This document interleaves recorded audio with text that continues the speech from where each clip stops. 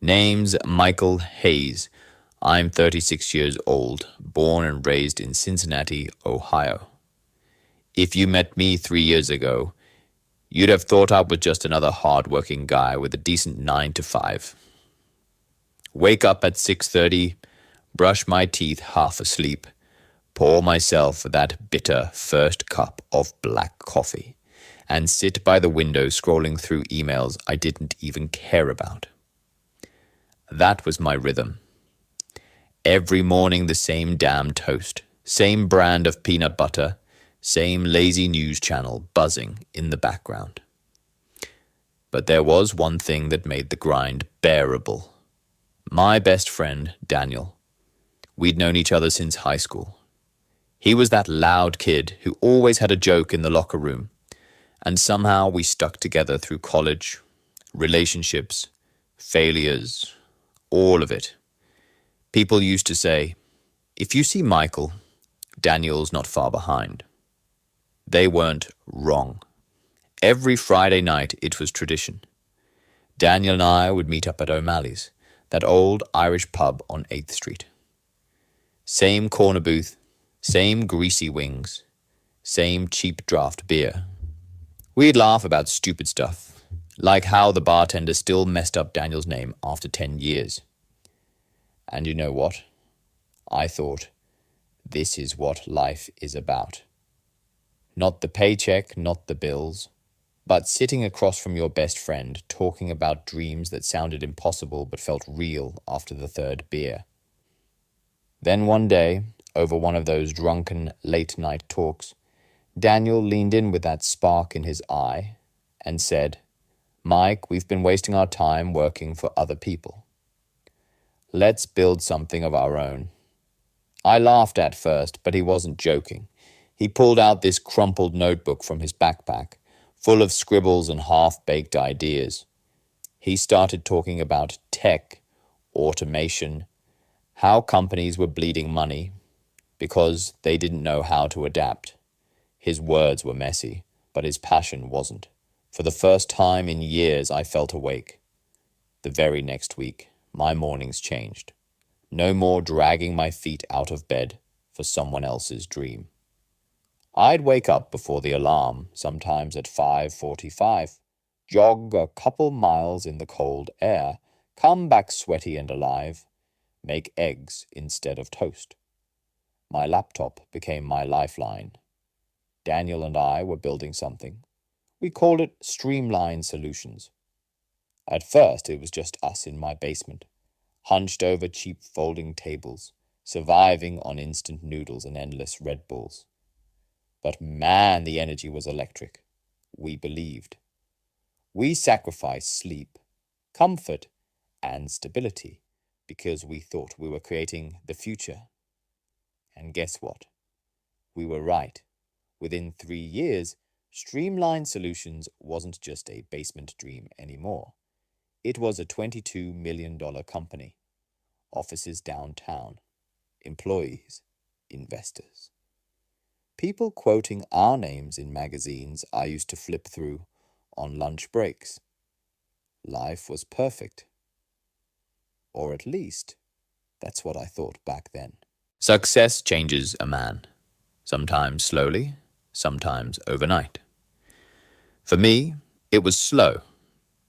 I still packed my own lunch most days, turkey sandwich with too much mustard, an apple tossed in, and a can of Diet Coke. I'd sit in my office, well, our office, and eat while staring out at the downtown skyline like I'd somehow snuck my way into someone else's dream. Daniel, though, he changed faster. He traded his hoodies for tailored suits, his old beat-up Nissan for a black Mercedes. He was shaking hands with investors, attending networking events I didn't even know existed. At first, I told myself, good for him. That's just Daniel being Daniel. But a part of me missed the guy who still laughed at dumb memes we used to text at midnight. Our daily rhythm started to shift. I was the one arriving early, unlocking the office at 7:30, brewing the bitter coffee in that old drip machine. I'd walk the rows of empty desks, straighten chairs, flip on the lights. Meanwhile, Daniel started showing up later and later. Sometimes noon, sometimes not at all, always with an excuse about important meetings. I'd stay late too, 11 at night, sometimes 1 in the morning. Pizza boxes piling up, the cleaning crew giving me pity looks. But Daniel, he'd be posting photos on Instagram, rooftop bars, fancy dinners, golf trips. I'd stare at those posts, chewing stale crust, and whisper to myself, this is for both of us. It's worth it. Still, there were moments I ignored, little red flags I brushed aside like crumbs on the desk. Like the time Daniel signed a small client deal without telling me. Or how he'd casually drop my company instead of our company when talking to outsiders. It stung, but I laughed it off because, hey, we were best friends. That stuff doesn't happen between best friends, right? Then came the first real gut punch. It was a Tuesday morning. I remember because I spilled coffee on my shirt, rushing to a meeting. Daniel walked in with 2 men I'd never met. Suits sharp enough to cut glass. They didn't even look at me when they entered. Daniel introduced them like old buddies and went straight into a pitch about expanding. Except, here's the kicker. I was hearing it for the first time, too. I sat there, nodding like an idiot, trying to play along, but inside I felt something crack. Not anger, not betrayal yet. More like confusion. Why didn't he tell me? Why was I finding out about our future at the same time as strangers? That night I went home to my apartment, too tired to cook. I microwaved leftover Chinese takeout. Sat on the couch, in the same sweatpants I'd been wearing for 3 days, and just stared at the blank TV screen. My phone buzzed. Daniel's Instagram again. He was smiling on some rooftop, a glass of champagne in his hand, while I sat with cold lo mein in a dimly lit room. I told myself, it's fine. This is the price of success. He's the face, I'm the engine. Every duo works that way. But deep down, for the first time in 20 years of friendship, I felt alone. The first time I saw the paperwork, I thought it was a mistake. A stack of contracts had been left on my desk one Friday evening. I was halfway through my usual late-night routine, half-eaten burrito on one side, my laptop on the other, Spotify humming in the background. I was highlighting terms when I noticed something odd. My name wasn't there, not once. Turner and Daniels LLC, the name we'd filed with, the one we joked about in college, was gone. Replaced with Daniels Enterprises. Clean. Polished. My fingerprints erased like I never existed. I remember blinking at the paper, convincing myself, it's just a draft. Lawyers screw things up all the time. I stuffed the files back into the manila folder and tried to focus on the code I was debugging, but I couldn't shake the tightness in my chest. The next morning, I confronted him. Not angry, just curious. I found Daniel in his corner office. Leather chair, espresso machine humming behind him, his phone buzzing non-stop with texts. He barely looked up. Hey, quick thing, I started, holding up the folder. Why does this paperwork only have your name on it? He leaned back, smirk tugging at the corner of his mouth. Oh, that. Just a placeholder. You know how lawyers are. Don't worry, man. I got us. He said it with that casual confidence he'd always had. The kind that used to inspire me. But this time, it felt different, rehearsed, slippery. I wanted to believe him, so I let it go. I went back to my desk, forced myself to drown in code, drowned in coffee instead. I told myself I was being paranoid, but paranoia has a way of becoming truth. A week later, I logged into the business account to reconcile expenses, something I'd done religiously every Saturday morning with a mug of black coffee in one hand and a half-scribbled notebook in the other. Except this time, numbers didn't add up. There were transfers I didn't recognize, payments to firms I'd never heard of, and then I saw it. A $250,000 wire sent out under Daniel's authorization. My stomach dropped. I checked again, rubbing my eyes like maybe I was sleep-deprived and hallucinating, but it was real. That night, while lying in bed, I stared at the ceiling fan turning lazily above me. My phone buzzed again. Daniel's Instagram. Him at a charity gala, tuxedo sharp, arm draped around people I only ever saw in Forbes articles. Meanwhile, I was in a faded t-shirt, hands shaking, realizing the best friend I trusted, like a brother, might just be building an empire without me in it. And for the first time, the thought hit me like a cold punch. What if I was never really part of this? The call came on a Wednesday morning. I was still in my sweatpants, hair a mess, nursing my second mug of black coffee while trying to fix a bug in our payment API. The sun was barely cutting through the blinds when my phone buzzed. Unknown number. Mr. Turner, this is Janet from Corporate Filings.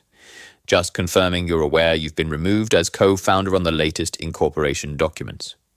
My heart stopped. Excuse me, I said, pushing back from my desk so hard my chair slammed against the wall. She repeated it, calm, like she was telling me the weather. Removed, not listed, gone. I thanked her, hung up, and sat there in silence. The coffee went cold in my hand. I stared at my screen, lines of code blurring into nothing. Within the hour, I was in Daniel's office. He didn't even flinch when I stormed in. His desk was spotless, except for a silver MacBook, a leather notebook, and a glass of sparkling water. He didn't look like my college roommate anymore. He looked like a CEO. What the hell is this? I slammed the paperwork on his desk, my voice breaking somewhere between anger and disbelief. He sighed, leaned back in that stupid leather chair, and steepled his fingers.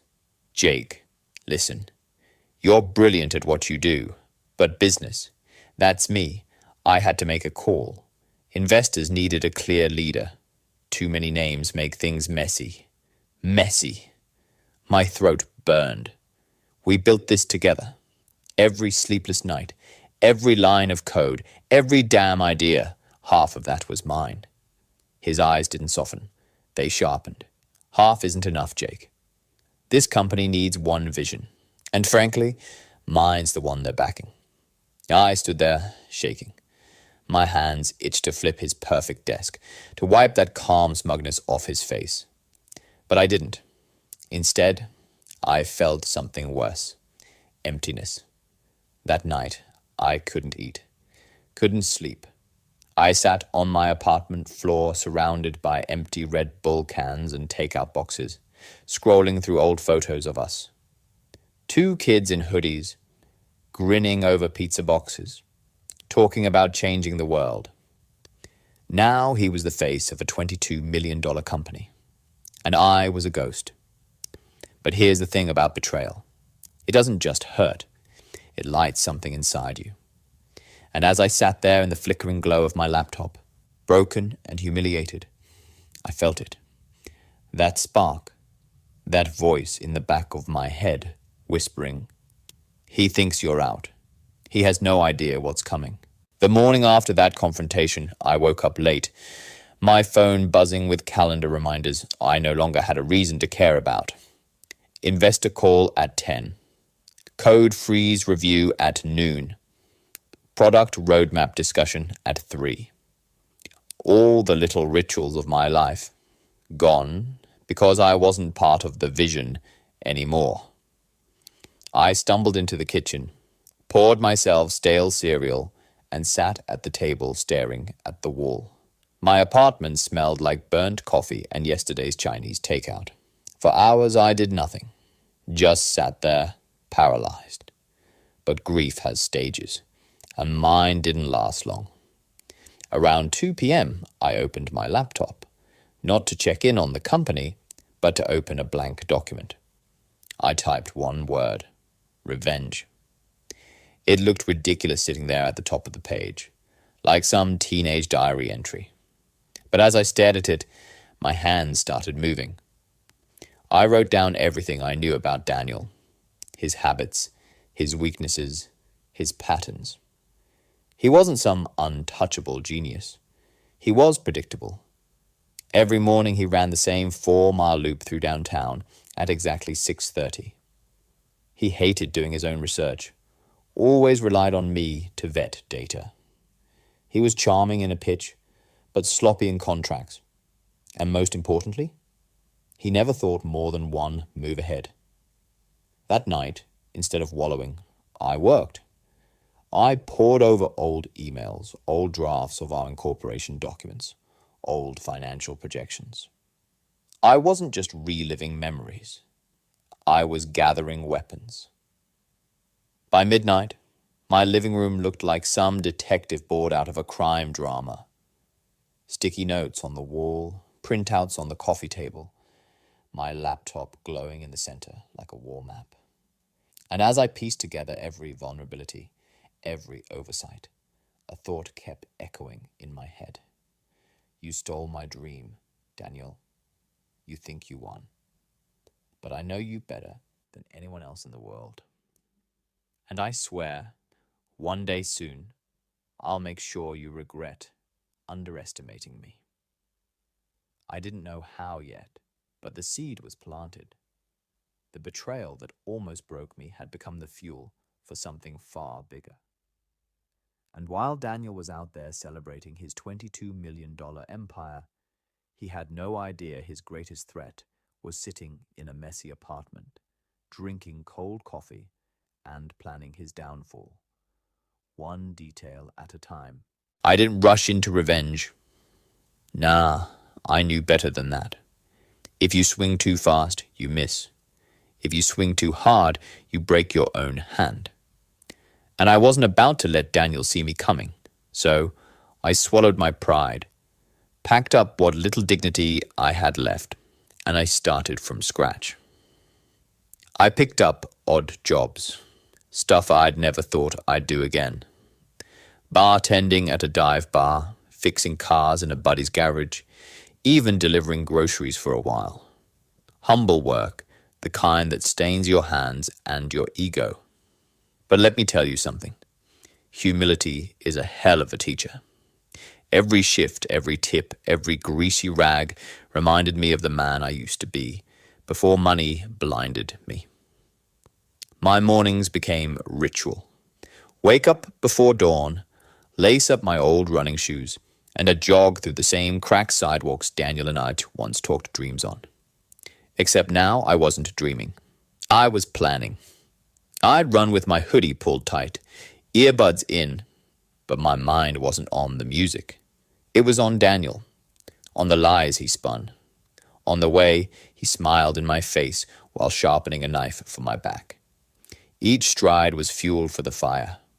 At night, I'd sit at my kitchen table with nothing but a notebook, a pen, and a cold cup of coffee.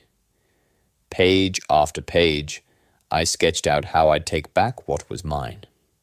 Not by stealing, not by fighting, but by outsmarting him.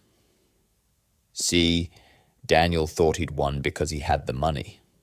What he didn't realize was that money doesn't buy loyalty, doesn't buy vision, doesn't buy character. Those were the cards I had, and he didn't.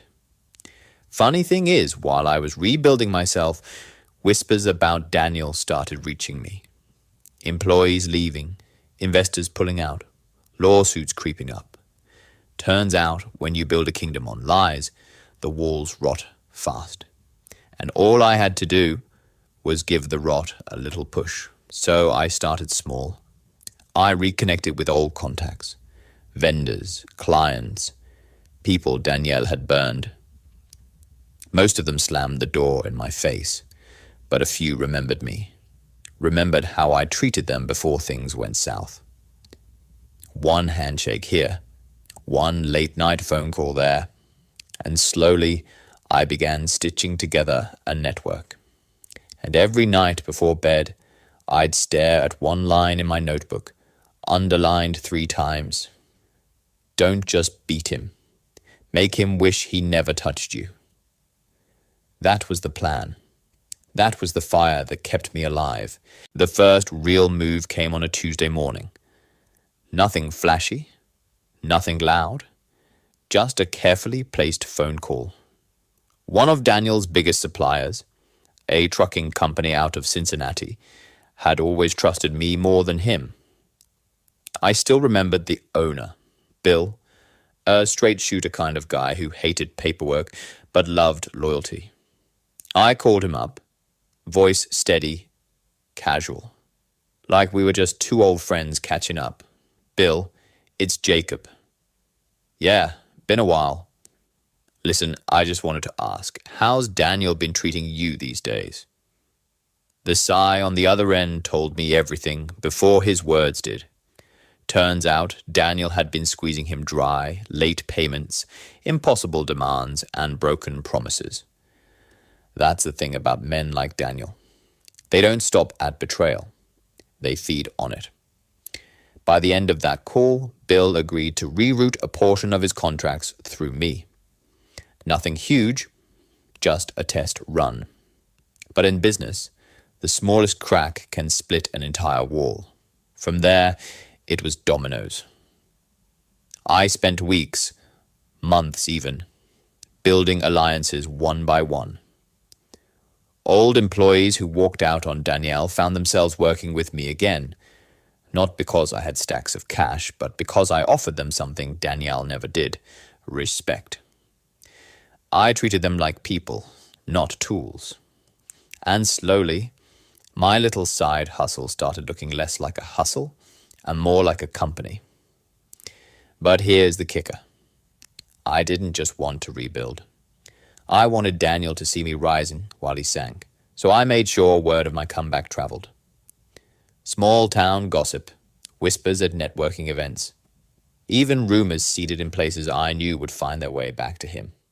And it worked. One evening, I got a call from a mutual friend, a guy named Scott. He said Daniel had been asking about me trying to act cool, but Scott could hear the edge in his voice. Man, he's nervous, Scott laughed. Keeps saying you're not a threat, but he won't shut up about you. Guess you're in his head, Jacob. That night, I poured myself a glass of bourbon, sat on my balcony, and let the city lights wash over me. For the first time in years, I felt the tide turning. I wasn't the broke fool Daniel had left behind anymore. I was something else, something stronger. But here's the truth about revenge. The closer you get to it, the heavier it feels. And deep down, I knew the moment of reckoning was coming. The kind of moment that doesn't just end a friendship, doesn't just end a rivalry. It rewrites the story of your life. And I was ready to write mine in ink he'd never wash off. The fall wasn't sudden. It was methodical. I didn't need fireworks or a public spectacle. Daniel had built his empire on arrogance and shortcuts. All I had to do was show the cracks, one by one, until the foundation gave way. I started with the board members. A few of them were greedy, some scared, most just tired of Daniel's temper. Quietly, I set up meetings, lunches, casual coffees. I didn't pitch anything at first. I just listened, nodded, and reminded them of their original vision. The one Daniel had hijacked. By the time I mentioned the potential for a new partnership with me, eyes lit up. The same eyes that once trusted him blindly now saw me as the lifeline Daniel had ignored. Meanwhile, I used social proof to my advantage. I let small victories leak. Contracts signed, partnerships renewed, Clients praising my approach. Nothing illegal, nothing unethical. Just competence, honesty, and timing. Daniel noticed, of course. At first, he brushed it off. Let him play, he told himself. But then came the first email. A client withdrawing a multi-million-dollar deal. Then a supplier refusing to ship products without prepayment. Rumors at industry events. Murmurs in hallways. By week 3, the whispers had become loud enough for him to call me directly. Jacob, his voice was forced, controlled. What are you doing? I smiled, though he couldn't see it. Just business, Daniel. Just business. He hung up abruptly. I knew then that the tide had shifted. The man who once laughed in my face was now anxious, scrambling, trying to patch holes I drilled expertly into the hull of his empire. And the final move? That was coming. I had to wait for it to be perfect. One misstep, one early strike, and Daniel could have turned the tables. But patience had been my ally through every betrayal, every sleepless night, every cup of bitter coffee at dawn. The night before the final confrontation, I sat alone in my office, reviewing every detail. The contracts, the messages, the evidence of mismanagement, the people ready to walk away from him. Every domino was set. Every piece was in place. And I slept for the first time in months, knowing that tomorrow Daniel wouldn't just lose control of the company, he'd lose the illusion that he was untouchable. The first real move came on a Tuesday morning. Nothing flashy, nothing loud, just a carefully placed phone call. One of Daniel's biggest suppliers, a trucking company out of Cincinnati, had always trusted me more than him. I still remembered the owner, Bill, a straight-shooter kind of guy who hated paperwork but loved loyalty. I called him up, voice steady, casual, like we were just two old friends catching up. Bill, it's Jacob. Yeah, been a while. Listen, I just wanted to ask, how's Danielle been treating you these days? The sigh on the other end told me everything, before his words did. Turns out, Daniel had been squeezing him dry. Late payments, impossible demands, and broken promises. That's the thing about men like Danielle. They don't stop at betrayal. They feed on it. By the end of that call, Bill agreed to reroute a portion of his contracts through me. Nothing huge, just a test run. But in business, the smallest crack can split an entire wall. From there, it was dominoes. I spent weeks, months even, building alliances one by one. Old employees who walked out on Danielle found themselves working with me again. Not because I had stacks of cash, but because I offered them something Daniel never did. Respect. I treated them like people, not tools. And slowly, my little side hustle started looking less like a hustle and more like a company. But here's the kicker. I didn't just want to rebuild. I wanted Daniel to see me rising while he sank. So I made sure word of my comeback traveled. Small town gossip, whispers at networking events, even rumors seeded in places I knew would find their way back to him. And it worked. One evening, I got a call from a mutual friend, a guy named Scott. He said Daniel had been asking about me, trying to act cool. But Scott could hear the edge in his voice. Man, he's nervous, Scott laughed. Keeps saying you're not a threat, but he won't shut up about you. Guess you're in his head, Jacob. That night, I poured myself a glass of bourbon, sat on my balcony, and let the city lights wash over me. For the first time in years, I felt the tide turning. I wasn't the broke fool Daniel had left behind anymore. I was something else, something stronger. But here's the truth about revenge. The closer you get to it, the heavier it feels. And deep down, I knew the moment of reckoning was coming. The kind of moment that doesn't just end a friendship, doesn't just end a rivalry, it rewrites the story of your life. And I was ready to write mine in ink he'd never wash off. The next morning, the office felt like a battlefield. Daniel walked in, sharp suit, forced smile, but I could see it in his eyes. He knew something was coming. Every glance, every stiff handshake, every tense nod screamed panic beneath the practiced composure. I called a meeting in the main conference room. Board members, key clients, and suppliers, everyone Daniel had taken for granted, were there. The air was thick with anticipation, the kind that makes your chest tight and your mind hyper-aware of every small sound. Gentlemen, I began, calm and collected, letting the silence do half the work. Today, we're going to realign this company with its original mission. Values. Daniel ignored. Clients he mistreated. Employees he overworked. And yes, shareholders. We'll be making some changes to protect your investments. Daniel's face turned crimson.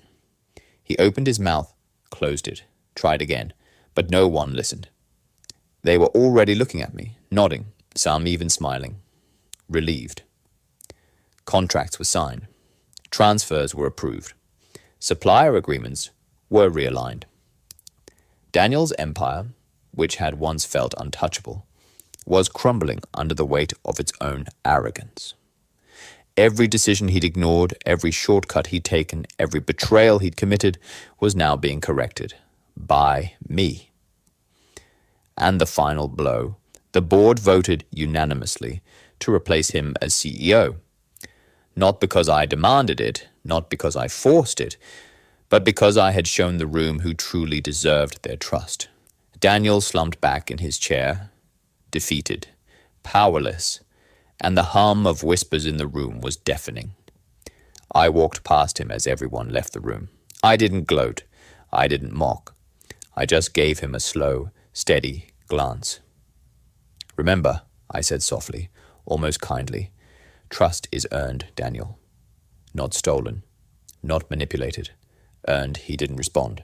He couldn't. And as I stepped out into the sunlight, feeling the warmth on my face, I realized something more profound than victory. Revenge isn't about destruction. It's about restoration. Restoring what's right, restoring your dignity, and reminding the world that integrity always outlasts deceit. Daniel Turner lost everything that day, and I gained something far more valuable than money or power: peace.